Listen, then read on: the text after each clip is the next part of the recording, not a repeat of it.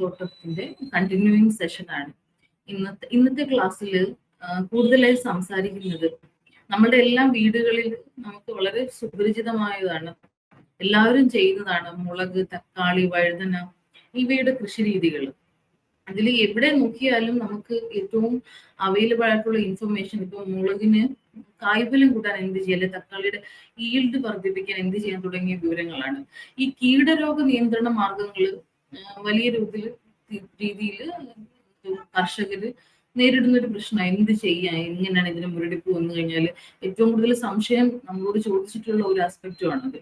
അപ്പൊ ഇന്നത്തെ ക്ലാസ്സിൽ നമ്മളുടെയൊക്കെ വീടുകളിൽ ഏറ്റവും സുപരിചിതമായിട്ടുള്ള മുളക്, തക്കാളി, വഴുതന ഈ പച്ചക്കറികളുടെ ഉണ്ടാകുന്ന കീടങ്ങളും അതിന്റെ നിയന്ത്രണ മാർഗങ്ങളുമാണ് വിശദമായിട്ട് സംസാരിക്കുന്നത്. അത് ഞാൻ കൂടുതൽ ദീർഘിപ്പിക്കുന്നില്ല. നമ്മുടെ ഇന്നത്തെ ക്ലാസ്സിന്റെ സെഷനിലേക്ക് കടക്കുകയാണ്. നമ്മുടെ agrofoods quality compliance officer Shrimati Kavya ചന്ദ്രനാണ് ക്ലാസ് നയിക്കുന്നത്. കാവ്യ, ഞാൻ ക്ലാസ്സിലേക്ക് സ്വാഗതം ചെയ്യുകയാണ്.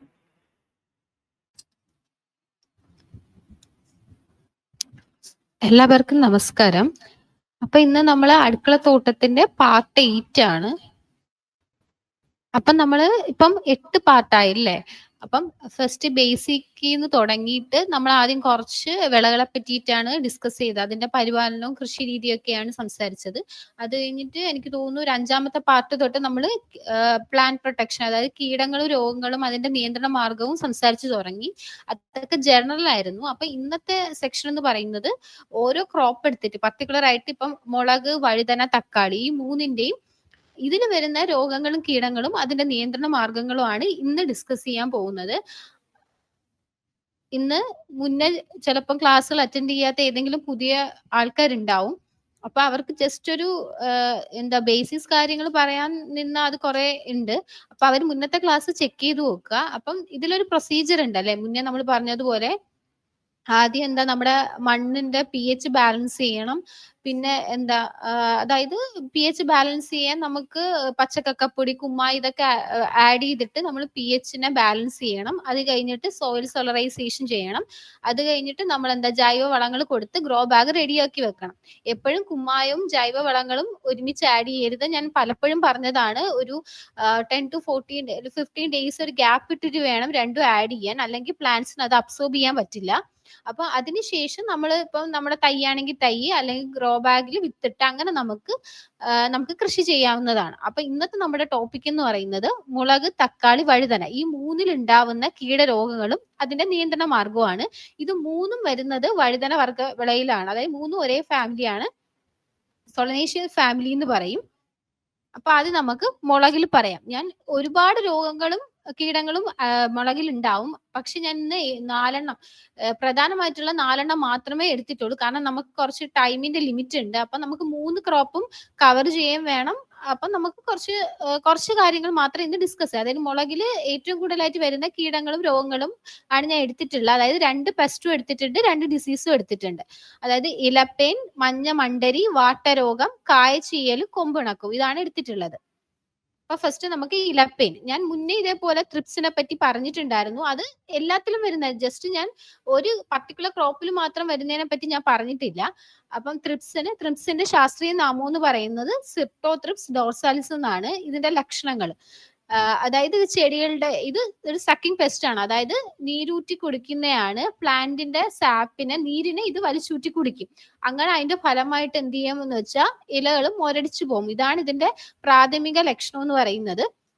മൊട്ടുകൾ ഉണങ്ങി ജലാംശം നഷ്ടപ്പെട്ടു പോകുന്നു. ചെടികളുടെ വളർച്ച മുരടിച്ച് കുറ്റിയായി തീരുന്നു. അതായത് ഇപ്പം നീരുറ്റി കുടിക്കുന്ന തന്നെ അത് മുരടിച്ചു പോകുമല്ലോ. അതേപോലെ തന്നെ കായ്കളിൽ കീടം ബാധിച്ചാൽ ഇരുണ്ട തവിട്ട് നിറത്തിലുള്ള പാടുകൾ കാണാൻ കഴിയും. ഇലകളിലും പൂക്കളിലും തണലുള്ള ഭാഗങ്ങളിൽ ഇലപ്പേൻ നമുക്ക് ശ്രദ്ധിച്ചാൽ അറിയാം. നമുക്ക് ഇതേപോലത്തെ ഒരു പെസ്റ്റ് ആയിരിക്കും ഈ ഫോട്ടോയിൽ കാണുന്ന. അത് നമുക്ക് അത് മുളകിന്റെ നോക്കിയാൽ അറിയാം ഇങ്ങനത്തെ പെസ്റ്റ് കാണും. അപ്പൊ ഇതിന്റെ നിയന്ത്രണ മാർഗങ്ങൾ ഞാൻ എപ്പോഴും പറഞ്ഞിട്ടുണ്ട്, മുന്നത്തെ ക്ലാസ്സിലും പറഞ്ഞു തുടങ്ങിയതാണ്. നമ്മൾ അടുക്കള തോട്ടത്തിൽ അല്ലെങ്കിൽ കൃഷിയിലായാലും നമ്മൾ കണ്ടിന്യൂസ്ലി നമ്മൾ പോയി നോക്കണം, നിരീക്ഷിക്കണം. എപ്പോഴും ഇലകളുടെ മുകൾ വശം മാത്രം നോക്കിയാൽ പാടില്ല. 2 വശത്തും നോക്കണം. കാരണം ഒരുപാട് നീരുറ്റി കുടിക്കുന്ന പെസ്റ്റ് അല്ലെങ്കിൽ കുറെ പെസ്റ്റുകളൊക്കെ ഇലയുടെ അടിയിലാണ് കാണുന്നത്. അപ്പൊ ഈ മീലുമുട്ടെ പോലുള്ള അപ്പൊ നമ്മൾ എപ്പോഴും 2 വശത്തും വേണം ശ്രദ്ധിക്കാൻ, എന്തെങ്കിലും കീടങ്ങൾ അറ്റാക്ക് ചെയ്തോന്ന് അറിയാൻ വേണ്ടിയിട്ട്. അപ്പൊ നമുക്ക് ഇലപ്പേനെ നിയന്ത്രിക്കേണ്ട ഏതൊക്കെ രീതികളാണെന്ന് നോക്കാം. ഒന്നാമത്തെ, നമ്മൾ പ്രാണികളെ ആകർഷിച്ച് പിടിക്കാൻ വേണ്ടി നീലക്കെണികൾ, അതായത് ബ്ലൂ സ്റ്റിക്കി ട്രാപ്സ് നമ്മളെ കൃഷിത്തോട്ടത്തിൽ അല്ലെങ്കിൽ അടുക്കളത്തോട്ടത്തിൽ സ്ഥാപിക്കുക. ഇപ്പം നമ്മൾ അടുക്കളത്തോട്ടത്തിലാണെങ്കിൽ ഒരെണ്ണം തന്നെ ധാരാളം. ഇപ്പൊ നമ്മൾ 1 ഹെക്ടറിൽ 20 എന്ന കണക്കാണ് നമ്മൾ പറയുന്നത്. അപ്പൊ നമുക്ക് അടുക്കളത്തോട്ടത്തിൽ ഒരെണ്ണത്തിന്റെ ആവശ്യമേ ഉള്ളൂ. ഇപ്പൊ നീലക്കെണികൾ എന്ന് പറയുന്നത് നീല കാർഡ്ബോർഡിലുള്ള ഒരു പീസസ് അവൈലബിൾ ആയിരിക്കും. അതിൽ 2 വശത്തും ഒരുമാതിരി പശ പോലെ ഇരിക്കും. അപ്പം ഈ ഇലപ്പേന് പോലുള്ള പ്രാണികൾ വരുമ്പം ഈ നീല കളർ ആകർഷിച്ച് അതിൽ പോയി ഒട്ടിയിരുന്നുള്ളൂ. ഒരു 1.5-2 ആഴ്ച വരെ നമുക്കത് ഉപയോഗിക്കാം. അതിനുശേഷം മാറ്റിയിട്ട് അടുത്തത് കൊണ്ടുവരാം. ഇത് ഭയങ്കര യൂസ്ഫുൾ ആയിട്ടുള്ള, നല്ല എഫക്റ്റീവ് ആയിട്ടുള്ള ഒരു മെത്തേഡാണ് നീലക്കെണികള്. അതേപോലെ തന്നെ ബിവേറിയ ബാസിയാന എന്ന് പറഞ്ഞിട്ടുള്ള ഒരു ജൈവ കീടനാശിനി ഉണ്ട്. അത് 20 ഗ്രാം 1 ലിറ്റർ വെള്ളത്തിൽ കലക്കി നമുക്ക് സ്പ്രേ ചെയ്ത് കൊടുക്കാം. അതേപോലെ തന്നെ വേപ്പെണ്ണ വെളുത്തുള്ളി മിശ്രിതം, അല്ലെങ്കിൽ വേപ്പെണ്ണ സോപ്പ് മിശ്രിതം, ഇതൊക്കെ നമുക്ക് ഒരു വീക്കിൽ ഒരാഴ്ച തന്നെ നമുക്ക് ഒരു ആഴ്ചയിൽ ഒരു ദിവസം നമുക്കിത് യൂസ് ചെയ്യാവുന്നതാണ്. അതേപോലെ തന്നെ പൂവിടുന്ന മുതൽ കായ്ക്കൽ ലഭിക്കുന്നത് 15 ദിവസത്തെ ഇടവേളയിൽ പഞ്ചഗവ്യ. എനിക്ക് തോന്നുന്നു നിങ്ങൾക്ക് പഞ്ചഗവ്യ എന്താണെന്ന് അറിയായിരിക്കും. അത് ഞാൻ കൂടുതലായിട്ട് പറയുന്നില്ല. പഞ്ചഗവ്യ എന്ന് പറയുന്നത് ഒരു 5 ഇൻഗ്രീഡിയന്റ് ചേർന്നിട്ടുള്ള ഒരു ജൈവ കീടനാശിനി എന്ന് പറയാം. അത് നമ്മൾ തളിച്ച ഇലപ്പേനുകൾ വരാതിരിക്കും. അതേപോലെ തന്നെ നമുക്ക് കെണിവിളയായിട്ട് ജമന്തി വളർത്താം. ജമന്തി വളർത്തിയാലും ഈ കീടങ്ങൾ അതിലോട്ട് ആകർഷിച്ച് പൊക്കോളും. അതേപോലെ തന്നെ നന്മ മേന്മ, ഇത് ഞാൻ മുന്നത്തെ ക്ലാസ്, അതായത് ഇപ്പം കയറുന്നവരായാലും ഫസ്റ്റത്തെ ക്ലാസ് തൊട്ട് കുറെ കണ്ടു വന്നാലേ ഇപ്പം പറയുന്ന കുറെയൊക്കെ മനസ്സിലാവത്തുള്ളൂ. ഈ നന്മ മേന്മ എന്ന് പറയുന്നത് CTCRAയുടെ അവര് കപ്പയിൽ നിന്ന്, അതായത് മരിച്ചീനിയിൽ നിന്ന് എടുത്തിട്ടുള്ള ഒരു ജൈവ കീടനാശിനിയാണ് ഇത് രണ്ടും. ഇതും ഇലപ്പേനിന് വളരെയധികം എഫക്റ്റീവ് ആയിട്ടുള്ളതാണ്. ഇതാണ് അതിന്റെ, അതായത് അത് ലക്ഷണങ്ങൾ കാണിക്കുന്നത്. അതായത് ഫസ്റ്റത്തെ പിക്ചറിൽ കണ്ടാൽ അറിയാം, ഒരുമാതിരി മൊരടിച്ചിട്ട് നിൽക്കുന്നതാണ്. ഇതിന്റെ അടിയിൽ നീരൂറ്റി കുടിച്ചിട്ടാണ് ഇങ്ങനെ മൊരടിച്ചു പോകുന്നത്. അടുത്തത് ഇതേപോലെ തന്നെ ഇപ്പം വന്ന കായ്കളൊക്കെ ഇതേപോലെ വിണ്ട് കീറിയത് പോലെ ആയിരിക്കും കാണുന്നത്. അടുത്തത് മഞ്ഞ മണ്ടരി, യെല്ലോ മൈറ്റ് എന്നാണ് പറയുന്നത്. ഇതിന്റെ ശാസ്ത്രീയ നാമം പോളിഫാഗോ ടാർസോനീമസ് ലാക്ടസ് എന്നാണ്. ഇതിന്റെ ലക്ഷണങ്ങൾ എന്ന് പറയുന്നത് ഇതും ഇതേപോലെ തന്നെ ഇലകളും ഒരടിക്കും. ഇലകളുടെ അരിക് താഴത്തേക്ക് മടങ്ങുന്നതാണ് ആദ്യ ലക്ഷണം. ചില സമയത്ത് ഇലയുടെ തണ്ടുകൾ നീണ്ട നേർത്ത പോലുള്ള ലക്ഷണങ്ങൾ കാണിക്കും. ഇത് ഈ മൈറ്റ് അറ്റാക്ക് ചെയ്ത ഇലകൾ നമുക്ക് കാണുമ്പോൾ തന്നെ അറിയാം, താഴേക്ക് ചുരുണ്ടു പോകും. 2 രീതിയിൽ ഇലകൾ ചുരുണ്ടു വരും, താഴോട്ടും ചുരുണ്ടു വരും, മുകളിലോട്ടും ചുരുണ്ടു. മൈറ്റ് അറ്റാക്കിൽ താഴോട്ടാണ് ചുരുണ്ടു വരുന്നത്. ഇതിന്റെ ഫലമായിട്ട് എന്താ പറ്റുകയെന്ന് വെച്ചാൽ ഇലകളുടെ വളർച്ച മുരടിച്ചു പോകും. അതേപോലെ തന്നെ പൂക്കളുണ്ടായ പൂക്കളും കൊഴിഞ്ഞു പോകും. അപ്പൊ ഇതിന്റെ നിയന്ത്രണ മാർഗം എന്ന് പറയുന്നത് വേപ്പെണ്ണ എമൽഷൻ. ഒട്ടുമിക്ക കീടങ്ങൾക്ക് നമുക്ക് വേപ്പെണ്ണ വെളുത്തുള്ളി സോപ്പ് മിശ്രിതം അല്ലെങ്കിൽ വേപ്പധിഷ്ഠിതമായിട്ടുള്ള ഏത് ജൈവ കീടനാശിനി നമുക്ക് ഉപയോഗിക്കാം. നമ്മളിപ്പോ അടുക്കളത്തോട്ടത്തിൽ ഒരാഴ്ചയിൽ ഒരു ദിവസം നമ്മുടെ വേപ്പധിഷ്ഠിത ജൈവ കീടനാശിനികൾ ഉപയോഗിക്കുന്നത് കൊണ്ട് ഒരു പ്രശ്നവും ഇല്ല. കാരണം അതൊരു ഓർഗാനിക് മെത്തേഡാണ്. അപ്പൊ അത് ഉപയോഗിച്ചാൽ തന്നെ ഒട്ടുമിക്ക കീടങ്ങളും വരാതിരിക്കേണ്ട ചാൻസ് വളരെയധികം കുറവാണ്. കാരണം വരത്തില്ല. അതുകൊണ്ട് തന്നെ ഒരാഴ്ചയിൽ ഒരു ദിവസം നിങ്ങൾ വേപ്പെണ്ണ എമൽഷൻ യൂസ് ചെയ്യുക. അത് വേറെ 2 ദിവസം കഴിഞ്ഞിട്ട് ബിവേറിയ ബാസിയാനെ യൂസ് ചെയ്യുക. അതേപോലെ തന്നെ ഏറ്റവും കൂടുതലായിട്ട്, അത് ക്രിട്ടിക്കലായിട്ട് അറ്റാക്ക് ചെയ്തെങ്കിൽ നിങ്ങൾ വെറ്റബിൾ സൾഫർ പോലുള്ള കെമിക്കൽ ഉപയോഗിച്ചാൽ മതി. ഒരിക്കലും കെമിക്കൽ ഉപയോഗിക്കാൻ വേണ്ടിയിട്ട് പ്രൊമോട്ട് ചെയ്യത്തില്ല. കാരണം ഓർഗാനിക് മെത്തേഡ് നിങ്ങൾക്ക് കൺട്രോൾ ചെയ്യാൻ പറ്റുമോ അത്രയും നല്ലതാണ്. കാരണം നമ്മൾ അടുക്കളത്തോട്ടത്തിൽ നമുക്ക് വേണ്ട ഫുഡാണ് അല്ലെങ്കിൽ നമുക്ക് വേണ്ട വിളകളാണ് നമ്മൾ ഉത്പാദിപ്പിക്കുന്നത്. അപ്പൊ ഒരിക്കലും നമ്മൾ കെമിക്കൽസിനെ ഡിപ്പെൻഡ് ചെയ്യരുത്. അതായത് നമ്മൾ എപ്പോഴും പ്രിക്വേഷൻസ് എടുക്കുക. ഓർഗാനിക് രീതിയിൽ തന്നെ നമുക്ക് കുറെ കാര്യങ്ങൾ മുൻകരുതലായിട്ട് ചെയ്യാം. അതാണ് ഒന്ന് വേപ്പെണ്ണ എമൽഷൻ ഞാൻ പറഞ്ഞതുപോലെ. അതേപോലെ തന്നെ ബിവേറിയ ബാസിയാന, അതേപോലെ ഈ നീലക്കിണികൾ, മഞ്ഞക്കിണി, ഇതൊക്കെ നമുക്ക് സ്ഥാപിച്ചാൽ ഓൾമോസ്റ്റ് ഒരു 75% വരെ പെസ്റ്റുകൾ നമ്മുടെ അടുക്കളത്തോട്ടത്തിൽ വരാതിരിക്കും. എപ്പോഴും നമ്മളൊന്ന് ഒബ്സർവ് ചെയ്യുക. ഒരിക്കലും നട്ടിട്ട് നിങ്ങൾ പോവരുത്. എന്നും ഒരു രാവിലെയും വൈകിട്ട് നിങ്ങളൊന്ന് അതിൽ എന്തൊക്കെ വരുന്നുണ്ട് എന്നൊക്കെ ശ്രദ്ധിക്കുക. ഇതാണ് മൈറ്റ് അറ്റാക്ക്, അതായത് മഞ്ഞ മണ്ടരി വരുമ്പോഴുള്ള ലക്ഷണങ്ങളാണ്. മൊരടിച്ചതാണ്. താഴോട്ട് ഇതിൽ കണ്ടറിയ ഇലകൾ താഴോട്ട് ചുരുണ്ടിരിക്കുകയാണ്, ഇലകൾ മൊരടിച്ച് നിൽക്കുകയാണ്. അടുത്തത് വാട്ടരോഗം. മുളകിന്റെ ഏറ്റവും പ്രധാനമായിട്ടുള്ള ഒരു രോഗമാണ് വാട്ടരോഗം എന്ന് പറയുന്നത്, വിൽട്ട് ഡിസീസ്. ഇത് ഞാൻ മുന്നേ പറഞ്ഞിട്ടുണ്ട്. പല വാട്ടരോഗങ്ങളും ഉണ്ട്. ഫിസാരിയം വിൽട്ട് ഉണ്ട്, ബാക്ടീരിയൽ വിൽട്ട് ഉണ്ട്, വെർട്ടിസീലിയം വിൽട്ട് ഉണ്ട്. ഇത് ഫിസാരിയം ഓക്സിസ്പോറം ഫിസാരിയം സ്പീഷീസ് കാപ്സിസി എന്നാണ് ഇതിന്റെ ശാസ്ത്രീയ നാമം. ഇതിന്റെ ലക്ഷണങ്ങൾ എന്ന് പറയുന്നത് മുളക് ചെടിയുടെ ഇലകൾ അകത്തേക്കോ പുറത്തേക്കോ ഉണങ്ങി ചെടി പെട്ടെന്ന് വാടിപ്പോകുന്നു. നമ്മളിപ്പോ ഇന്ന് നോക്കുന്നെങ്കിൽ ഒരു ആരോഗ്യമുള്ള ചെടിയാണെങ്കിൽ ഒരു 2 ദിവസം അല്ലെങ്കിൽ നാളെ നോക്കുമ്പോൾ ചെറുതായിട്ടൊന്ന് ഉണങ്ങി തുടങ്ങും, വാടി തുടങ്ങും. ഇതാണ് ഇതിന്റെ ലക്ഷണം. നമുക്ക് പെട്ടെന്ന് അത് നമ്മൾ ഒട്ടും പ്രതീക്ഷിക്കില്ല, പെട്ടെന്നൊന്നായിരിക്കും ഇത് അറ്റാക്ക് ചെയ്യുന്നത്. രോഗബാധയേറ്റ് ചെടികളുടെ ഇരളിൽ മുരടിപ്പ്, വാട്ടം, അതായത് ഇലകൾ മുരടിച്ചു പോകും. അതേപോലെ തന്നെ വാട്ടമായിട്ട് നമുക്ക് കാണാൻ പറ്റും. രോഗബാധയേറ്റ ചെടികളുടെ ഇലകൾ വാടി ചെടി നശിച്ചു പോകുന്നു. ഇതിന്റെ നിയന്ത്രണ മാർഗം എന്ന് പറയുന്നത് നമ്മൾ എപ്പോഴും വിത്തുകൾ നല്ല ഹൈബ്രിഡ് ഇനം നോക്കി റെസിസ്റ്റന്റ് ആയിട്ടുള്ള വെറൈറ്റി സീഡ്സ് നമ്മൾ ഇത് കൃഷിക്ക് വേണ്ടിയിട്ട് എടുക്കുക. ഇതിൽ നമുക്ക് മുളകിനെ ആണെങ്കിൽ ഉജ്ജ്വല, അനുഗ്രഹ എന്ന പോലുള്ളത് റെസിസ്റ്റന്റ് വെറൈറ്റീസ് ആണ്. അതേപോലെ തന്നെ എപ്പോഴും നമ്മൾ വിത്തുകൾ നടുന്നതിന് മുന്നേ സ്യൂഡോമോണസ് ലായനിയിലൊന്ന് മുക്കി കുറച്ചു നേരം സമയം വെച്ചിട്ട് വേണം നടാൻ. എങ്കിൽ കുറെ അധികം പാത്തജൻസിനെ തന്നെ സ്യൂഡോമോണസ് അറ്റാക്ക് ചെയ്തോളും. അതേപോലെ തന്നെ നമ്മൾ ഒരാഴ്ചയിൽ ഒരിക്കൽ അല്ലെങ്കിൽ ഒരു 10 ദിവസത്തിൽ ഒരിക്കൽ സ്യൂഡോമോണസ് ലായനി 20 ഗ്രാം, സ്യൂഡോമോണസ് നമുക്ക് ലിക്വിഡ് ആണെങ്കിൽ ലിക്വിഡ്, അല്ലെങ്കിൽ പൗഡർ ആണെങ്കിൽ 20 ഗ്രാം 1 ലിറ്റർ വെള്ളത്തിൽ കലക്കി നമ്മൾ ഒരു 10 ദിവസത്തിൽ ഒരിക്കൽ. ഈ മുളകിനൊക്കെ വാട്ടരോഗം വരാൻ ചാൻസ് കൂടുതലാണ്. അപ്പൊ മുളക്, തക്കാളി എന്ന വിളകളൊക്കെ നിങ്ങൾ 10 ദിവസത്തിലൊരിക്കൽ സ്യൂഡോമോണസ് ലായനി കൊടുക്കുന്ന വളരെയധികം നല്ലതാണ്. ഇതും ഏറ്റവും കൂടുതൽ ക്രിട്ടിക്കൽ ആയിട്ടുള്ള സ്റ്റേജ് മാത്രം കോപ്പർ ഓക്സിക്ലോറൈഡ് എന്ന കെമിക്കൽ 2 ഗ്രാം 1 ലിറ്റർ വെള്ളത്തിൽ മണ്ണിൽ ഒഴിച്ചു കൊടുക്കാം. അതായത് നമുക്ക് ഓർഗാനിക് മെത്തേഡിലൂടെ കൺട്രോൾ ചെയ്യാൻ പറ്റുമെങ്കിൽ അത്രയും നല്ലത്. ഇല്ലെങ്കിൽ മാത്രം, അതായത് ക്രിട്ടിക്കൽ ആയിട്ട് വന്നുവെങ്കിൽ മാത്രം നിങ്ങൾ കെമിക്കൽ മെത്തേഡിലോട്ട് പോവുക. അടുത്തെന്ന് പറയുന്നത് കായചീയലും കൊമ്പുണക്കും. ഇത് food rot and damping off ആണ്. ഇതിന്റെ ശാസ്ത്രീയ നാമം കളക്ടോട്രൈക്കം കാപ്സിസി എന്നാണ്. ഇതിന്റെ ലക്ഷണങ്ങൾ എന്ന് പറയാം, നമുക്ക് ഫോട്ടോയിൽ നോക്കുമ്പോൾ തന്നെ അറിയാം. നമ്മുടെ ഈ കായകളൊക്കെ വന്ന് ഒരുമാതിരി ഉണങ്ങിയതുപോലെ നമുക്ക് കാണാൻ കഴിയുന്നുണ്ടല്ലോ. ഈ രോഗം ബാധിച്ച കമ്പുകളുടെ തുമ്പിൽ നിന്ന് അകത്തേക്ക് ഉണക്കം വ്യാപിക്കുന്നു, ഉണക്കം തണ്ടിലേക്ക് വ്യാപിക്കുന്നു. അതായത് നമുക്കിത് കൊമ്പുണക്കവും നമുക്ക് അതേപോലെ നമ്മുടെ ഈ മുളകുകളൊക്കെ ചീഞ്ഞു പോകുന്നതാണ് ഇതിന്റെ ലക്ഷണങ്ങൾ. ഇത് വന്നാൽ തന്നെ പൂക്കൾ നമുക്ക് ധാരാളമായിട്ട് ഉണങ്ങി കൊഴിയുന്നു, പൂക്കളുടെ കടകൾ ഉണങ്ങി ചുരുക്കുന്നു, രോഗം ബാധിച്ച ചെടികളുടെ കായ്ക്ക് ഉണ്ടാകുമ്പോൾ, അതായത് നമുക്ക് ചിലപ്പോൾ ഈ രോഗം വന്നാൽ നമുക്ക് കായ്കളെല്ലാം കിട്ടുമായിരിക്കും, പക്ഷെ കായ്കളുടെ ഗുണമൊക്കെ വളരെയധികം മോശമായിരിക്കും. നല്ല കായ്കളായിരിക്കില്ല നമുക്ക് കിട്ടുന്നത്. അതേപോലെ തന്നെ കായ്കൾ ചീഞ്ഞ് കൊഴിഞ്ഞു പോവുകയും ചെയ്യും.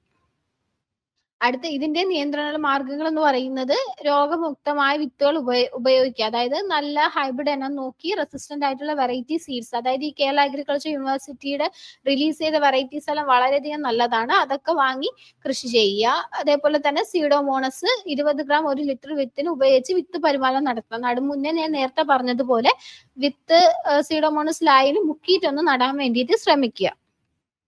അടുത്ത് വഴുതനയാണ്. ഞാൻ നേരത്തെ പറഞ്ഞത് മുളക്, ഇപ്പൊ അടുത്ത് വഴുതന. വഴുതനയിലും ആദ്യത്തെ 2 പെസ്റ്റ് ആണ് കായതുരപ്പൻ പുഴുവും എപ്പിലാക്ന വണ്ട് എന്ന് പറയുന്നത്. അടുത്ത് തൈച്ചിയൽ രോഗവും ഫോമോപ്സിസ് കരിച്ചിൽ. ഇത് 2 രോഗങ്ങളാണ്. അപ്പൊ ആദ്യം കായതുരപ്പൻ പുഴു എന്ന് പറയുന്നത് ഷൂട്ട് ആൻഡ് ഫ്രൂട്ട് ബോറർ ആണ്. ഇതിന്റെ ശാസ്ത്രീയ നാമം ലൂസിനോട്സ് ഓർബനാലിസ് എന്നാണ്. ഇതിന്റെ ലക്ഷണങ്ങൾ എന്ന് പറയുന്നത് പെൺപ്രാണികളാണ് ഇലയുടെ അടിയിലും പൂക്കളിലും കായകളും വന്ന് മുട്ടയിടുന്നത്. നമുക്ക് അതിപ്പോ വഴുതന നമുക്കിപ്പോ അറ്റാക്ക് ചെയ്ത വഴുതന നമുക്ക് മുറിച്ചു നോക്കി അതിൽ നിന്ന് ഒരു പിങ്ക് നിറത്തിലുള്ള പുഴുക്കൾ നമുക്ക് അതിന്റെ അകത്ത് ഉള്ളതായിട്ട് കാണാൻ പറ്റും. എങ്കിൽ അതിന്റെ അർത്ഥം കായതുരപ്പൻ പുഴു അതിനെ അറ്റാക്ക് ചെയ്തിട്ടാണ് ഉണ്ടെന്നാണ്. അതേപോലെ തന്നെ ഈ പുഴുക്കൾ ചെറുകായ, അതായത് ഇപ്പം ഇതാണ് പ്രാണി എന്ന് പറയുന്നത്, ഈ പെസ്റ്റ് ആണ്. ഇതിന്റെ മുട്ടകളാണ് ഇത് ചെന്ന് ഈ പെൺപ്രാണി ചെന്നിട്ട് മുട്ടയിടുമ്പോഴാണ് ഈ പിങ്ക് പുഴുക്കൾ പിന്നെ ലാർവ അത് ആ പുഴുവായിട്ട് മാറുന്നത്. ഈ പുഴുക്കളാണ് നമ്മുടെ വഴുതനയിൽ ചെന്ന് അറ്റാക്ക് ചെയ്യുന്നത്. ഇതാണ് അതിന്റെ ഫോട്ടോ. ഇങ്ങനെ നമുക്ക് കാണാൻ പറ്റും ഹോൾസ് ഒക്കെ വരുന്നത്. ആദ്യം നമ്മുടെ ഇങ്ങനത്തെ ചെറിയ ചെറിയ പാട് പോലെ നമ്മുടെ വഴുതനയിൽ ഉണ്ടാവും. അത് കഴിഞ്ഞിട്ട് ഇങ്ങനെ ഹോൾസ്, ബ്ലാക്ക് ഹോൾസിന്റെ അകത്ത് ഇതിന്റെ നമുക്ക് ഇത് മീൻസ് നല്ലതായിട്ട് നോക്കിയാൽ കാണാം. ഇതിന്റെ എക്സ്ക്രീറ്റയൊക്കെ ഇതിന്റെ അകത്ത് കാണും. ഇതാണ് പിങ്ക് നിറത്തിലുള്ള പുഴു. ഇത് അറ്റാക്ക് ചെയ്തിട്ടുള്ള വഴുതനയാണ്. അപ്പൊ ഇതിന്റെ നിയന്ത്രണ മാർഗങ്ങൾ എന്ന് പറഞ്ഞാൽ എപ്പോഴും നമ്മൾ ഒരു സ്ഥലത്ത് വഴുതന തുടർച്ചയായിട്ട് കൃഷി ചെയ്യരുത്. അതായത് ഞാൻ എപ്പോഴും പറയുന്നുണ്ട്, തക്കാളി, മുളക്, വഴുതന ഇതെല്ലാം വഴുതന വർഗ്ഗ വിളകളെ വിളകളാണ്. അതായത് 3ഉം സോളനൈസി ഫാമിലി, ഒരേ കുടുംബത്തിൽപ്പെട്ട വിളകളാണ്. അപ്പൊ ഒരിക്കലും ഇത് ഒരുമിച്ച് നടുകയും ചെയ്യരുത്. ഇപ്പൊ നിങ്ങൾ വഴുതന നട്ട് വിളവെടുപ്പ് കഴിഞ്ഞിട്ടുള്ള ഗ്രോ ബാഗ് ആണെങ്കിൽ അതിൽ ഒരിക്കലും തക്കാളിയോ മുളകോ കൃഷി ചെയ്യരുത്. കാരണം ഇത് ഒരേ കുടുംബത്തിലായതുകൊണ്ട് തന്നെ വഴുതനയിൽ അറ്റാക്ക് ചെയ്തിട്ടുള്ള പെസ്റ്റ് അടുത്ത് മുളകിലും തക്കാളിയിലും വരാൻ വളരെയധികം ചാൻസ് കൂടുതലാണ്. അതുകൊണ്ട് എപ്പോഴും ക്രോപ്പ് റൊട്ടേറ്റ് ചെയ്യുക. ഒരു ഗ്രോ ബാഗിൽ ഇപ്പം വഴുതന നട്ടിട്ടുണ്ടെങ്കിൽ അടുത്ത് പയറോ വെള്ളരി അങ്ങനെ എന്തെങ്കിലും നടുക. ഒരിക്കലും ഒരുമിച്ച് നടുകയും ചെയ്യരുത്. നട്ടെടുത്ത ആ സ്ഥലത്ത് തന്നെ വീണ്ടും അതിന്റെ കുടുംബത്തിൽപ്പെട്ട വിളകൾ നടാതിരിക്കുന്നതായിരിക്കും നല്ലത്.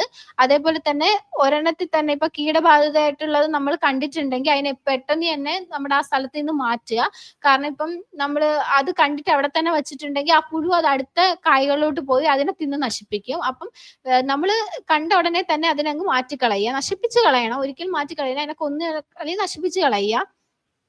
അടുത്ത് കീടങ്ങളെ തടയാൻ വേണ്ടിയിട്ട് നമുക്ക് ട്രാപ്പ് ക്രോപ്പ് എന്ന് പറയും. ചോളം പോലുള്ള വിളകൾ നമ്മൾ വളർത്തണം. അതേപോലെ തന്നെ അതായത് നമ്മളിപ്പം ബേസൽ നമ്മൾ അടിവളം ചെയ്യുന്ന, അതായത് നടുന്ന സമയത്ത് തന്നെ അടിവളമായിട്ട് വേപ്പിൻ പിണ്ണാക്ക് കൊടുക്കുക. വേപ്പിൻ പിണ്ണാക്ക് എന്ന് പറയുന്നത് അസിഡറാക്റ്റിൻ എന്ന് പറഞ്ഞ കെമിക്കൽ കോമ്പൗണ്ട് ഈ വേപ്പിൻ പിണ്ണാക്കിലുണ്ട്. അത് നിമാനാശിനിയും കൂടെയാണ്. അപ്പൊ അത് ഇട്ടിട്ട് നമ്മൾ നടുവാണെങ്കിൽ കുറെ അധികം പെസ്റ്റിനെ കൺട്രോൾ ചെയ്യും. അപ്പം വേപ്പിൻ പിണ്ണാക്ക് ഇട്ട് കൊടുക്കുക.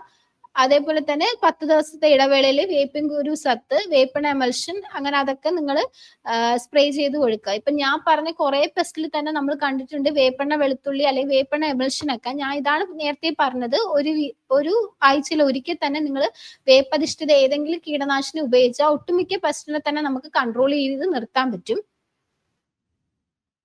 അടുത്തത് എപ്പിലാക്ന എന്ന് പറയുന്ന ഒരു വണ്ടാണ്. ഇതാണ് ഈ ഫോട്ടോയിൽ കാണുന്നത്. ഇതിന്റെ ശാസ്ത്രീയ നാമം എന്ന് പറയുന്നത് കളക്ടോട്രൈക്കം പോമോയിഡ്സ് എന്നാണ്. ഇതിന്റെ ലക്ഷണം എന്ന് പറയുന്നത് ഇലകളിൽ വെള്ളത്തിൽ കുതിർന്നത് പോലുള്ള പാടുകളാണ് ആദ്യം കാണപ്പെടുന്നത്. നമുക്ക് പിന്നെ അത് തവിട്ട് നിറത്തിലുള്ള കറുത്ത നിറത്തിലായിട്ടുള്ള പാടുകൾ നമുക്ക് കാണാൻ സാധിക്കും. ചെറുകായ്കളാണെങ്കിൽ കറുത്ത നിറം വന്ന് ചുരുണ്ടി ചീഞ്ഞ് നശിച്ചു പോകുന്നു. പിന്നെ ഇതിനെ നമുക്ക് ഇല പൊഴിയുന്നതും കാരണമാണ്. ഇതിന്റെ നിയന്ത്രണം എന്ന് പറയുന്നത് നമുക്ക് ഈ പ്രാണികൾ വരുന്നെന്ന് അറിഞ്ഞാൽ ഇപ്പൊ ഏതെങ്കിലും ഒന്ന് അറ്റാക്ക് ചെയ്തിട്ടുണ്ടെന്ന് അറിയാം, ആ ഇലകളെ നശിപ്പിച്ച് കളയണം. അതേപോലെ തന്നെ ബിവേറിയ ബാസിയനെ യൂസ് ചെയ്യുക. അതേപോലെ തന്നെ വേപ്പെണ്ണ വെളുത്തുള്ളി എമൽഷൻ. ഇതാണ് ഈ വണ്ടുകൾ തിന്ന് തീർക്കുന്ന നമുക്ക് കാണാൻ പറ്റും. അടുത്തത് ടൈചിയൽ രോഗമാണ്. ഡാമ്പിംഗ് ഓഫ് എന്ന് പറയും. ഇത് കൂടുതൽ നഴ്സറീസിൽ കാണുന്ന ഒരു രോഗമാണ്. ഇത് പൈത്തിയം, ഫൈറ്റോഫ്തോറ, റൈസോടോക്നിയ എന്ന് പറഞ്ഞിട്ടുള്ള സ്പീഷീസ്, അതായത് എന്ന് പറഞ്ഞ സ്പീഷീസ് കൊണ്ടുവരുന്ന രോഗമാണ് ടൈചിയൽ രോഗം എന്ന് പറയുന്നത്. ഇതിന്റെ ലക്ഷണം എന്ന് പറയുന്നത് കൂടുതലായിട്ടുള്ള ഹ്യൂമിഡിറ്റിയും കൂടുതലായിട്ട് റെയിൻഫോൾ, അതായത് നല്ലപോലെ മഴക്കാലങ്ങളിലൊക്കെയും ഉയർന്ന ആർദ്രതയുള്ള സമയത്തുമാണ് ഈ രോഗം നമ്മൾ കൂടുതലായിട്ട് കാണുന്നത്. ഇത് 2 ടൈപ്പിലുള്ള ലക്ഷണങ്ങൾ കാണിക്കും. ഒന്ന് മുളയ്ക്കുന്നതോടൊപ്പം തന്നെ വാടിപ്പോകുന്നു. രണ്ടാമത്തത് മുളച്ചതിന് ശേഷമുള്ള തൈവാട്ടമാണ്. അങ്ങനെ 2 രീതിയിലുള്ള ലക്ഷണങ്ങളാണിത് കാണുന്നത്. നമുക്കിത് കാണുമ്പോൾ തന്നെ അറിയാൻ പറ്റും. ഇത് തൈയായിരിക്കുമ്പോൾ തന്നെ ഒന്ന് ചീഞ്ഞ് വാടിപ്പോകുന്നതാണ് ഇതിന്റെ ലക്ഷണം എന്ന് പറയുന്നത്. അപ്പൊ ഇതിന്റെ നിയന്ത്രണ മാർഗങ്ങൾ എന്ന് പറയുന്നത് സൂര്യതാപീകരണം ചെയ്യുക. ഞാൻ നേരത്തെ പറഞ്ഞു ഇതിന് കുറച്ച് പ്രൊസീജിയേഴ്സ് ഉണ്ടെന്ന്. അതായത് ഫസ്റ്റ് നമ്മൾ pH ബാലൻസ് ചെയ്യണം. രണ്ടാമത് സൂര്യതാപീകരണം ചെയ്യുന്നത്. സോ ഇത് വീണ്ടും വീണ്ടും പറയുന്നതെന്ന് പറഞ്ഞാൽ നമ്മൾ ഇതൊക്കെ ഒന്ന് നമ്മൾ ചെയ്യുവാണെങ്കിൽ ഒട്ടുമിക്ക ഒരു 75% വരെ നമുക്ക് പെസ്റ്റിന്നൊക്കെ നമ്മുടെ കൃഷിയിടങ്ങൾ അല്ലെങ്കിൽ നമ്മുടെ വിളകളെ സംരക്ഷിക്കാവുന്നതാണ്. അതുകൊണ്ടാണ് ഇതിനെ വീണ്ടും വീണ്ടും റിപ്പീറ്റ് ചെയ്ത് ഓരോന്നും പറയുന്നത്. അപ്പം നമ്മൾ സൂര്യതാപീകരണം ചെയ്യുക, സോയിൽ സ്റ്റെറിലൈസേഷൻ ചെയ്യുക. അടുത്തതുപോലെ തന്നെ നമുക്ക് ആവശ്യത്തിന് മാത്രം വെള്ളം ഒഴിച്ചു കൊടുക്കുക. ഒരുപാട് കൂടുതലായിട്ട് വെള്ളം ഒഴിക്കരുത്. വെള്ളം ഒഴിച്ചാൽ തന്നെ ചീഞ്ഞു പോകാൻ വേണ്ടി ചാൻസ് കൂടുതലാണ്. പിന്നെ നമ്മൾ ഗ്രോ ബാഗിലൊക്കെയാണ് നിറയ്ക്കുന്നതെങ്കിൽ എപ്പോഴും ഡ്രെയിനേജ് ഹോൾസ് ഉണ്ടെന്ന് ഉറപ്പാക്കിയിട്ട് വേണം മണ്ണ് നിറച്ചിട്ട് അതിൽ തൈകൾ നടാൻ വേണ്ടിയിട്ട്. ഡ്രെയിനേജ് ഹോൾസ് ഉണ്ടെങ്കിൽ മാത്രമേ മീൻസ് കൂടുതലായിട്ടുള്ള വെള്ളം അങ്ങ് ഊർന്നു പോകത്തുള്ളൂ. നീർവാഴ്ച ഉണ്ടെന്ന് ഉറപ്പാക്കണം. അതേപോലെ തന്നെ രോഗബാധയുള്ള തൈകൾ ഉണ്ടെങ്കിൽ അത് നമ്മൾ എടുത്ത് കളയുക. പിന്നെ സീഡോമോണസ് 20 ഗ്രാം 1 ലിറ്റർ വെള്ളത്തിൽ കലക്കിയിട്ട് നമുക്ക് ചെടികളിൽ ഒഴിച്ചു കൊടുക്കാം. ചുവട്ടിലും തളിച്ചു കൊടുക്കാം. അതേപോലെ തന്നെ സ്പ്രേ ചെയ്ത് കൊടുക്കാം. അതേപോലെ തന്നെ വിത്തിന് നമുക്ക് നടുന്നതിന് മുന്നേ സീഡോമോണസ് ലായനിയിലും കുറച്ച് സമയം മുക്കി വെച്ചിട്ട് നടുന്നത് രോഗങ്ങളിൽ നിന്ന് സംരക്ഷിക്കാൻ വളരെയധികം നല്ലതാണ്. അടുത്തെന്ന് പറയുന്നത് ഫോമോപ്സിസ് കരിച്ചിൽ എന്നാണ്. ഇത് വഴുതനയിലെ വർഗ്ഗത്തിലെ ഒരു പ്രധാനപ്പെട്ട രോഗമാണ്. ഇതെന്ന് പറയുന്നത് ഇലകളിലെ, ഇതൊരു ഫംഗസ് ഡിസീസ് ആണ്. അപ്പൊ ഇലകളെ കുമിൾ ബാധിക്കുന്നതെങ്കിൽ തീരെ ചെറിയ വട്ടം, ഇത് നമുക്ക് ഈ ഫോട്ടോ തന്നെ കണ്ടറിയാം, ഇങ്ങനെ വട്ടത്തിൽ വരുന്ന പാടാണ്, ഒരു കരിച്ചിൽ പോലെ. ഇതിനെയാണ് ഫോമോപ്സിസ് ബ്ലൈറ്റ് എന്ന് പറയുന്നത്. ഇത് ഇത് പഴത്തിലാണ് കാണിക്കുന്നത്. ഇതിൽ നിന്ന് ഇലത്തണ്ടിലേക്കും വ്യാപിച്ചു പോവും. ഇത് ഒരുമാതിരി ആദ്യം വൈറ്റ് സ്പോട്ട് പോലെ ആയിരിക്കും കാണുന്നത്, പിന്നെയാണ് ഇങ്ങനെ തവിട്ട് നിറം പോലെ അതിൽ ഉണ്ടാവുന്നത്. അപ്പൊ ഇതിന് സീഡോമോണസ് ലായനിയിൽ നമ്മൾ മുക്കുക. അതായത് നേരത്തെ തൈകൾ ഉണ്ടെങ്കിൽ, രോഗം ബാധിച്ച തൈകൾ ഉണ്ടെങ്കിൽ അതിനെ റിമൂവ് ആക്കി കളയുക. ഇതൊക്കെയാണ് ഇതിന്റെ മെഷേഴ്സ് എന്ന് പറയുന്നത്. അടുത്തത് ഇപ്പം തക്കാളിയാണ്. ഇപ്പൊ നമ്മൾ നോക്കിയത് മുളക്, വഴുതന, അടുത്ത് തക്കാളിയാണ്. തക്കാളിയും വഴുതന വർഗത്തിൽ പെട്ടത് തന്നെയാണ്. അപ്പൊ ഇതിൽ നമ്മൾ നോക്കാൻ പോകുന്ന ഇലകരിച്ചിൽ, ബാക്ടീരിയൽ വാട്ടം, വെള്ളീച്ച. അപ്പൊ ഇലകരിച്ചലിനെ ഏർലി ബ്ലൈറ്റ് എന്നാണ് പറയുന്നത്. ഇതിന്റെ ശാസ്ത്രീയ നാമം ആൾട്ടർനേരിയ സൊളാനി. ഇതിന്റെ ലക്ഷണങ്ങൾ എന്ന് പറയാൻ നമുക്ക് കണ്ടാൽ തന്നെ അറിയാൻ പറ്റും, ഒരുമാതിരി കരിച്ചിൽ പോലെ നിൽക്കുന്ന ഈ പിക്ചറിൽ അറിയാം. അതിന്റെ ഇടയിൽ തന്നെ ഈ ബ്രൗൺ സ്പോട്സ് പോലെ വന്നിട്ടുള്ളതാണ് ഇതിന്റെ ലക്ഷണം എന്ന് പറയുന്നത്. ഇലകളിൽ ആദ്യം വളരെ ചെറുതായിട്ടുള്ള കറുത്ത പുള്ളികൾ നമുക്ക് കാണാൻ പറ്റും. അത് കഴിഞ്ഞിട്ട് ഈ പുള്ളികൾ വളർന്നിട്ടാണ് അതിന്റെ കറുത്ത വലയങ്ങൾ പോലെ, അതായത് റൗണ്ട് സർക്കിൾ മീൻസ് ബ്ലാക്ക് സർക്കിളൊക്കെ വന്ന് കവർ ചെയ്യുന്നുണ്ടാവും.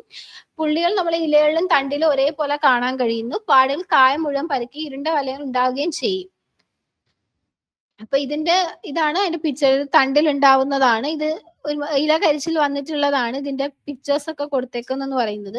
ഇത് നമ്മൾ നല്ല റെസിസ്റ്റന്റ് ആയിട്ടുള്ള വെറൈറ്റി സീഡ്സ് ഉപയോഗിക്കുക. വിളയ്ക്ക് സമീകൃതമായ അളവിൽ വളം നൽകുക. അതായത് ഒരിക്കലും ആവശ്യത്തിൽ കൂടുതൽ വളം കൊടുക്കരുത്, അതിന് ആവശ്യമുള്ള വളങ്ങൾ മാത്രം കൊടുക്കുക.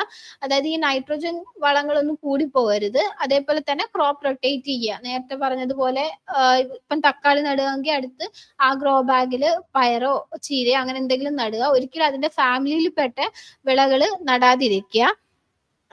അതേപോലെ തന്നെ ഇപ്പൊ ഏതെങ്കിലും ഒരു പാർട്ടിൽ അറ്റാക്ക് വന്നിട്ടുണ്ടെങ്കിൽ അതിനെ റിമൂവ് ആക്കി കളയുക. അടുത്തെന്ന് പറയുന്നത് ബാക്ടീരിയൽ വാട്ടം. തക്കാളിയിൽ വരുന്ന ഏറ്റവും കൂടുതൽ വരാൻ ചാൻസ് ഉള്ള ഒരു രോഗം എന്ന് പറയുന്നതാണ് ബാക്ടീരിയൽ വാട്ടം. അപ്പൊ ബാക്ടീരിയൽ വാട്ടം നമ്മൾ വരാതിരിക്കാൻ നമ്മൾ നടുന്ന സമയത്തിന് ചെയ്യേണ്ട ഒരു മാർഗം എന്ന് പറയുന്നത് 10 ദിവസത്തിലൊരിക്കൽ നിങ്ങൾ സീഡോമോണസ് ലായനി അതിന്റെ ചുവട്ടിലും ഇലകളിലും ഒന്ന് സ്പ്രേ ചെയ്ത് കൊടുക്കുകയാണെങ്കിൽ നമ്മൾ ബാക്ടീരിയൽ വാട്ടത്തിനെ നമുക്ക് പ്രിക്വേഷൻ ആയിട്ട് വരാതിരിക്കാൻ വേണ്ടിയിട്ട് നോക്കാം. അപ്പൊ ബാക്ടീരിയൽ വാട്ടം എന്ന് പറയുന്നത് സീഡോമോണസ് സൊലനൈസിറം, റാൽസ്റ്റോണിയ സൊലനൈസിറം എന്ന സ്പീഷീസ് ഉണ്ടാക്കുന്നതാണ്. ഇതാണ് എന്റെ ശാസ്ത്രീയ നാമം എന്ന് പറയുന്നത്.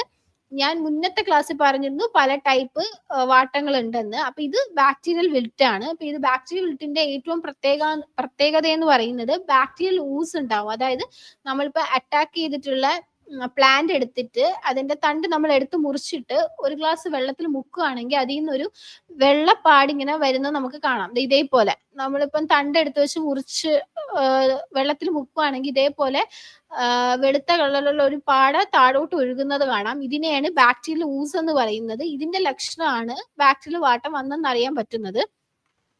അപ്പം ഏറ്റവും ഞാൻ നേരത്തെ പറഞ്ഞതുപോലെ ഏറ്റവും ഗുരുതരമായിട്ടുള്ള ഒരു രോഗമാണ് തക്കാളിയിൽ വരുന്നത്. അതായത് നമ്മളിപ്പോ ഇന്ന് നോക്കുമ്പോൾ നല്ല ആരോഗ്യമായിട്ടുള്ള ചെടിയായിരിക്കും, പിറ്റേന്ന് നോക്കുമ്പോൾ അത് ഉണങ്ങി വാടിപ്പോവാൻ വേണ്ടിയിട്ട് തുടങ്ങിയിട്ടുണ്ടാവും. അങ്ങനെ പെട്ടെന്ന് വരുന്നതായിരിക്കും, നമുക്ക് പെട്ടെന്ന് ഐഡന്റിഫൈ ചെയ്യാനും പറ്റത്തില്ല. അപ്പം നമ്മൾ ഒരു പ്രിക്വേഷൻ എന്ന രീതിയിൽ നടുന്ന സമയത്ത് തന്നെ ഒരു 10 ദിവസം കൂടുമ്പോൾ സീഡോമോണസ് ലായനി ഒഴിക്കുന്നെങ്കിൽ വളരെയധികം നല്ലതാണ്. രോഗം മൂർച്ഛിക്കുന്ന അവസ്ഥയിൽ തണ്ടിന്റെ ഉൾഭാഗത്ത് ബാധിക്കുന്ന ആ ഭാഗങ്ങൾ തവിട്ട് നിറത്തിൽ കാണപ്പെടുന്നു. ഇത് നേരത്തെ പറഞ്ഞതുപോലെയാണ് നമ്മൾ ബാക്ടീരിയൽ ഊസ് കാണാൻ പറ്റും. രോഗബാധയേറ്റ ചെടികൾ മുറിച്ച് നല്ല തെളിഞ്ഞ വെള്ളത്തിൽ നമ്മൾ വെച്ചാൽ അതിൽ നിന്ന് ഒരു പാല് പോലത്തുള്ള ഒരു പാട വെള്ളത്തിലേക്ക് ഒഴുകി പോകുന്നത് നമുക്ക് കാണാം. ഇതിനെയാണ് ബാക്ടീരിയൽ ഊസ് എന്ന് പറയുന്നത്. ഇതാണ് ഏറ്റവും പ്രധാനമായിട്ടുള്ള ലക്ഷണം എന്ന് പറയുന്നത്. ഇങ്ങനെ നമുക്ക് ചെയ്താൽ അത് ബാക്ടീരിയൽ വിൽറ്റ് നമുക്ക് ഐഡന്റിഫൈ ചെയ്യാൻ പറ്റും. ഇതിന്റെ നിയന്ത്രണ മാർഗങ്ങൾ എന്ന് പറയുന്നത് പ്രതിരോധ ശേഷിയുള്ള, അതായത് റെസിസ്റ്റന്റ് വെറൈറ്റീസ് ആയിട്ടുള്ള സീഡ്സ് നടുക. അതായത് ശക്തി, മുക്തി, അനഗാന്ന് പോലുള്ള വെറൈറ്റി സീഡ്സ് ഉപയോഗിക്കുക. വിള പരിക്രമണം പിന്തുടരുക, അതായത് ക്രോപ്പ് റൊട്ടേഷൻ ചെയ്യുക. പിന്നെ നമ്മൾ ഓരോ വിളവെടുപ്പ് കഴിഞ്ഞാലും ആ മണ്ണിനെ വീണ്ടും സൂര്യതാപീകരണം ചെയ്തിട്ട് മാത്രം ഉപയോഗിക്കുക. ഈ സൂര്യതാപീകരണം ചെയ്യുന്നതിന്റെ ഒരു ഗുണം എന്ന് പറയുന്നത്, നമ്മളിപ്പം ഒരു ഗ്രോ ബാഗിൽ ഇപ്പൊ ഒന്ന് നട്ട് വിളവെടുത്ത് കഴിഞ്ഞാൽ അതിൽ കുറെ പെസ്റ്റ് കാണും, നമുക്കത് അറിയാൻ പറ്റില്ല. അപ്പൊ നമ്മളിപ്പോ സൂര്യതാപീകരണം ആ സൺലൈറ്റിന്റെ ഇത് കൊണ്ട് മിക്ക കീടാണുക്കളും ചത്തുപോയിട്ടുണ്ടാവും. അപ്പൊ ഒരിക്കലും ജൈവ വളങ്ങൾ ചേർത്ത് സൂര്യതാപീകരണം ചെയ്യുന്നതിനേക്കാളും നല്ലത് കുമ്മായം ചേർത്തിട്ട് സൂര്യതാപീകരണം ചെയ്യുന്നതായിരിക്കും വളരെയധികം നല്ലത്. ഇപ്പൊ കുമ്മായം ചേർക്കാൻ പറ്റാത്തവർ, അതായത് ഓർഗാനിക് രീതി മതി എന്നുള്ളവര് പച്ച കക്കപ്പൊടി നമുക്ക് ആഡ് ചെയ്യാം. അല്ലെങ്കിൽ നമുക്ക് ഈ മുട്ടത്തോടുണ്ടല്ലോ, മുട്ടത്തോടില് കുറേയധികം കാൽഷ്യം കാർബണേറ്റ് ഉണ്ട്. അപ്പൊ ആ കാൽഷ്യം കാർബണേറ്റ് ചേർത്ത് നമുക്ക് pH നെ ബാലൻസ് ചെയ്യാം. അതേപോലെ തന്നെ സൂര്യതാപീകരണം ചെയ്താൽ നമുക്ക് ബാക്ടീരിയലിറ്റിനെ ഒരു പരിധി വരെ മാറ്റി നിർത്താം. അതേപോലെ തന്നെ സ്യൂഡോമോണസ് 20 ഗ്രാം 1 ലിറ്റർ വെള്ളത്തിൽ കലക്കിയിട്ട് നമ്മൾ തൈകൾ മുക്കി വെച്ചിട്ട് അല്ലെങ്കിൽ എടുത്ത് മാറ്റി നടുമ്പോഴൊക്കെ അതിൽ മുക്കിയിട്ട് നടുന്നത് വളരെയധികം നല്ലതാണ്. ഒരു 10 ദിവസം കൂടുമ്പോൾ തടത്തിൽ ഒഴിച്ചു കൊടുക്കുക. അടുത്തെന്ന് പറയുന്നത് വെള്ളീച്ച. ഒരുപാട് പെസ്റ്റുകൾ നമ്മുടെ ടൊമാറ്റോയില് തക്കാളിയില് അറ്റാക്ക് ചെയ്യുന്ന അതിലൊരു പെസ്റ്റാണ് വെള്ളീച്ച എന്ന് പറയുന്നത്. ഞാൻ നേരത്തെ പറഞ്ഞു, ഒരിക്കലും ഒരു പ്ലാന്റിന്റെ അത് മുകൾ വശം നോക്കിയിട്ട് മാത്രം നമുക്ക് പ്ലാന്റ് ഹെൽത്തി ആണെന്ന് പറയാൻ പറ്റില്ല. അതിന്റെ അടിവശത്തായിരിക്കും ചില പ്രാണികൾ ഉണ്ടാവുന്നത്. ഈ വെള്ളീച്ചകളൊക്കെ നമ്മളെ കൂടുതൽ അതിന്റെ അടിഭാഗത്താണ് ഉണ്ടാവുന്നത്, ഈ വെള്ളീച്ച, മീലിമുട്ട പോലുള്ളത്. അപ്പം വെള്ളീച്ച എന്ന് പറയുന്നത് നമ്മൾ ഈ പിക്ചറിൽ കാണും പോലെ ചെറിയ വെളുത്ത പ്രാണികളാണ്. അപ്പം വെള്ളീച്ച വൈറ്റ് ഫ്ലൈസ് എന്നാ പറയുന്നത്. അതിന്റെ ശാസ്ത്രീയ നാമം ബെമീസിയ ടബാസി എന്നാണ്. പിന്നെ ലക്ഷണങ്ങൾ എന്ന് പറയുന്നത് നമ്മുടെ ഇലകൾ മഞ്ഞളിച്ച് പോവും, താഴേക്ക് ചുരുണ്ടു പോവും. ഇതും ഒരു സക്കിംഗ് പെസ്റ്റ് ആണ്, അതായത് നമ്മുടെ ചെടികളിലെ നീരൂറ്റിയാണ് കുടിക്കുന്നത്. അതിന്റെ ഫലമായിട്ടായിരിക്കും ഇലകൾ മുരടിച്ചു പോകുന്നതും മഞ്ഞളിച്ച് പോകുന്നതും. ഇത് നമ്മളെ അറിയാം, നമുക്ക് തക്കാളിയിൽ വരുന്നൊരു വേറൊരു വൈറൽ രോഗമാണ് ലീഫ് കേൾ എന്ന് പറയുന്നത്, അതായത് ഇലച്ചുരുളൽ. ഈ ഇലച്ചുരുളൽ ഉണ്ടാവുന്നതിന്റെ വെക്ടറാണ് വെള്ളീച്ച എന്ന് പറയുന്നത്. അതായത് ആ രോഗത്തിനെ ഒരു ചെടിയിലോട്ട് കൊണ്ടുവരുന്നത് വൈറ്റ് ഫ്ലൈ ആണ്. അപ്പൊ നമ്മൾ വൈറ്റ് ഫ്ലൈനെ കൺട്രോൾ ചെയ്യേണ്ടത് വളരെയധികം അത്യാവശ്യമാണ്. ഈ വെള്ളീച്ച വരാതിരിക്കാൻ നമുക്ക് പലധികം മെത്തേഡ്സ് ചെയ്യാം. അതിൽ ഒന്നാണ് മഞ്ഞക്കെണികൾ എന്ന് പറയുന്നത്. നേരത്തെ പറഞ്ഞതുപോലെ യെല്ലോ സ്റ്റിക്കി ട്രാപ്സ്, അത് നമ്മുടെ അടുക്കള തോട്ടത്തിൽ നമ്മൾ കൊണ്ടുവന്ന് കെട്ടിയിട്ട് നമ്മുടെ ഈ വെള്ളീച്ചകളൊക്കെ വന്ന് അതിൽ ആകർഷിച്ചിട്ട് അതിൽ ഒട്ടിപ്പിടിച്ചിരുന്നോളും. പിന്നെ നമുക്കൊരു 2 ആഴ്ച കഴിഞ്ഞ് മാറ്റി അടുത്ത മഞ്ഞക്കണികൾ വയ്ക്കാവുന്നതേ ഉള്ളൂ. അതേപോലെ തന്നെ വെർട്ടിസീലിയം എന്ന് പറയുന്നത് ഒരു ജൈവ കീടനാശിനിയുണ്ട്. അതും 20 ഗ്രാം 1 ലിറ്റർ വെള്ളത്തിൽ കലക്കി നമുക്ക് സ്പ്രേ ചെയ്ത് കൊടുത്താൽ വെള്ളീച്ചയെ നമുക്ക് എഫക്റ്റീവായിട്ട് കൺട്രോൾ ചെയ്യാൻ പറ്റും. അതേപോലെ തന്നെ വേപ്പെണ്ണ എമൽഷൻ, ഞാൻ നേരത്തെ പറഞ്ഞതുപോലെ ഏത് വേപ്പ് അധിഷ്ഠിതമായിട്ടുള്ള കീടനാശിനി നമുക്ക് ഉപയോഗിക്കാം. ഒന്നുകിൽ വേപ്പെണ്ണ സോപ്പ് മിശ്രിതം ആയാലും, അല്ലെങ്കിൽ വേപ്പെണ്ണ വെളുത്തുള്ളി സോപ്പ് മിശ്രിതം ആയാലും, അല്ലെങ്കിൽ വേപ്പിൻ കുരു സത്തിന്റെ ആയാലും, ഏതായാലും നമുക്ക് ഉപയോഗിക്കാം. അതേപോലെ തന്നെ ഞാൻ നേരത്തെ പറഞ്ഞു, വളങ്ങൾ ആവശ്യത്തിൽ കൂടുതലായിട്ട് ഉപയോഗിക്കരുത്, ആവശ്യത്തിന് മാത്രം ചെടികൾക്ക് നൽകുക. ഈ നൈട്രജൻ കൂടുതലായിട്ടുള്ള വന്നാലും നമ്മൾക്ക് പലധികം പെസ്റ്റുകൾ വരാൻ ചാൻസ് കൂടുതലാണ്. അതുകൊണ്ട് നൈട്രജന്റെ അളവ്, നൈട്രജൻ വളങ്ങളൊക്കെ നമുക്ക് ആവശ്യത്തിന് മാത്രം ഉപയോഗിക്കാം. അപ്പൊ ഇത്രയും ആണ് ഞാൻ ഇന്നത്തെ ക്ലാസ്സിൽ ഇൻക്ലൂഡ് ചെയ്തിട്ടുള്ളത്. അതായത് മുളക്, തക്കാളി, വഴുതന, ഇത് മൂന്നിന്റെയും ഞാൻ അത്യാവശ്യം വേണ്ട മാത്രമേ എടുത്തിട്ടുള്ളൂ. കാരണം ഒരുപാട് രോഗങ്ങളും കീടങ്ങളും ഓരോ വിളകൾക്കും ഉണ്ട്. അപ്പം നമുക്ക് അത്രയും എടുക്കാൻ പറ്റില്ല, ടൈം ലിമിറ്റ് ഉണ്ടല്ലോ. അപ്പൊ ഇത്രയും മാത്രമേ ഇന്നത്തെ ക്ലാസ്സിൽ ഇൻക്ലൂഡ് ചെയ്തിട്ടുള്ളൂ.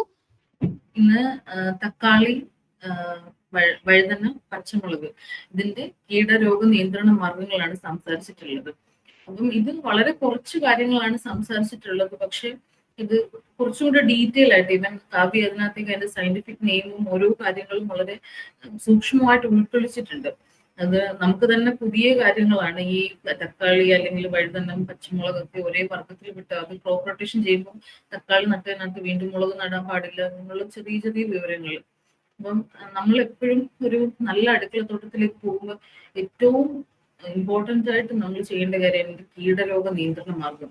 അത് കുറച്ചൊക്കെ കാര്യങ്ങൾ നമുക്ക് എന്ത് ചെയ്യണം, ഇത് വളരെ ചെറിയ കാര്യങ്ങൾ. അതിൽ തന്നെ വേപ്പെണ്ണ, വെളുത്തുള്ളി മിശ്രിതം, അല്ലെങ്കിൽ ഈ സൂഡോമോണാസ്, ബുവേറിയൊക്കെ ഒരുവിധപ്പെട്ട അഗ്രി ഷോപ്പുകളിൽ ഒരു വലിയ വിലയില്ലാതെ അവൈലബിൾ ആകുന്ന പ്രോഡക്റ്റുകളാണ്. അതുപോലെ വളങ്ങളാണെങ്കിലും അതിന്റെ അമിതമായ ഉപയോഗം, എത്ര അളവിൽ നമ്മൾ ചെയ്യണം എന്നൊക്കെയുള്ള ചെറിയ കാര്യങ്ങൾ നമുക്ക് മനസ്സിലാകുന്നതല്ല, നമുക്ക് അതിൻ്റെ ഒരു അറിവുള്ളത് നമ്മുടെ ചെറിയ ഈൽഡുകൾ നല്ല രീതിയിൽ കൊണ്ടുവരാനും അത് ഏറ്റവും നമ്മുടെ വീട്ടിൽ നമ്മൾ സസ്റ്റൈനബിൾ ആകാനുള്ള മാർഗമായിരിക്കും ഈ ഒരു ഇൻഫർമേഷൻ നമുക്ക് ഉണ്ടാവുന്നത്. അപ്പം ഈ ക്ലാസ്സുകൾ നിങ്ങൾക്ക് അറിയാം, ഇതിന്റെ ക്ലാസ് നോട്ടുകൾ വരും, നിങ്ങൾ അത് ഒന്നുകൂടി കണ്ട് മനസ്സിലാക്കുക. ഇത് വളരെ കുറച്ച് ചെറിയ സമയത്ത് കുറേയധികം കാര്യങ്ങൾ പറഞ്ഞു പോവുകയാണ്. നോട്ടുകൾ വീണ്ടും വീണ്ടും കണ്ട് നിങ്ങൾ ഇതിന്റെ കൂടുതലായ കാര്യങ്ങൾ മനസ്സിലാക്കുക. നിങ്ങൾക്ക് തീർച്ചയായും നിങ്ങൾക്ക് സംശയങ്ങൾ ഉണ്ടാവും. സംശയങ്ങൾ നിങ്ങൾ അഗ്രോബോക്സിന്റെ നോളജ് സോണിൽ അല്ലെങ്കിൽ അഗ്രോബോക്സ് ഔട്ട്ലെറ്റുകൾ ഓപ്പൺ ചെയ്ത പഞ്ചായത്തുകളിൽ കർഷക കൂട്ടായ്മകളുണ്ട്. അപ്പോൾ നിങ്ങളുടെ പഞ്ചായത്തിൽ അഗ്രോബോക്സ് ഔട്ട്ലെറ്റ് ഓപ്പൺ ആകുമെന്ന് നിങ്ങൾ ചെക്ക് ചെയ്യുക. അങ്ങനെയാണെങ്കിൽ ആ കർഷക കൂട്ടായ്മകളിൽ നിങ്ങൾക്ക് ചോദിക്കുക. അതല്ലെങ്കിൽ അഗ്രോബോക്സിന്റെ നോളജ് സോണിൽ നിങ്ങൾക്ക് ഇതിന്റെ വിവരങ്ങൾ അന്വേഷിക്കാവുന്നതാണ്. നിങ്ങൾ ഒരുപാട് പേര് അവരുടെ ഫോട്ടോ ഉൾപ്പെടെ അയച്ചുകൊണ്ട് ഈ കീടരോഗങ്ങളുമായിട്ട് ബന്ധപ്പെട്ട കാര്യങ്ങൾ ചർച്ച ചെയ്യാറുണ്ട്. അപ്പോൾ ഈ ക്ലാസ് ഉപകാരപ്പെട്ടു എന്ന് വിചാരിക്കുന്നു. നിങ്ങളുടെ സജഷൻസ്, നിങ്ങളുടെ ഫീഡ്ബാക്സ് അറിയിക്കുക. ഓരോ ക്ലാസ്സുകളും നിങ്ങൾക്ക് ഏറ്റവും ഉപകാരപ്രദമാകുന്ന രീതിയിലാണ് നമ്മൾ ചെയ്യാൻ ഉദ്ദേശിക്കുന്നത്. ഇത് മനസ്സിലാക്കിക്കൊണ്ട് ഇതിന്റെ ഭാഗമായ എല്ലാവർക്കും നന്ദി പറഞ്ഞുകൊണ്ട് ഇന്നത്തെ ക്ലാസ് നിർത്തുകയാണ്. Thank you.